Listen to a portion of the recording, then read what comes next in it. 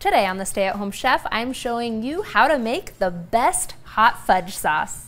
Hot fudge sauce is so easy to make, it only requires 6 ingredients. And trust me, you'll never want to go back to store-bought. You'll need butter, unsweetened cocoa powder, sugar, chocolate chips, a can of evaporated milk, and vanilla extract. Grab a saucepan and a rubber spatula and let's head on over to the stove.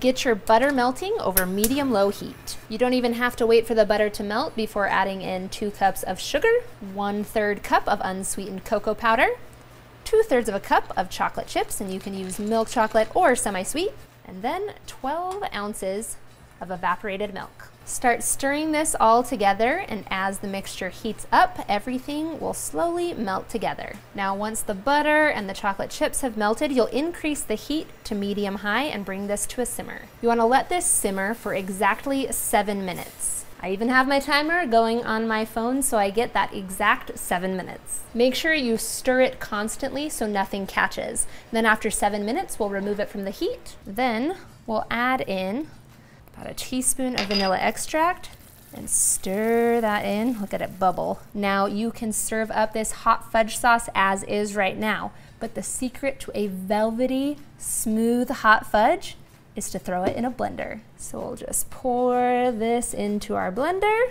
and blend on high for 2 minutes. Make sure you allow the steam to vent so you don't get any added pressure buildup, and you want to blend it for that full 2 minutes. It'll pump air in there and smooth things out, giving you the most velvety, smooth hot fudge ever. Then I'm gonna pour mine into a mason jar because I know we won't eat this all right away. Whatever you don't use right away can be stored in the fridge with the lid on, of course, for about a month, and then you'll just scoop some out to a bowl and microwave it or put it on the stovetop again to reheat before serving.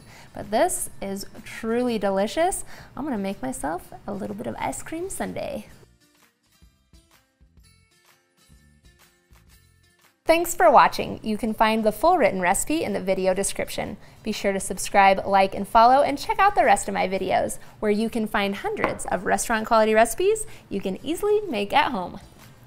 See you later.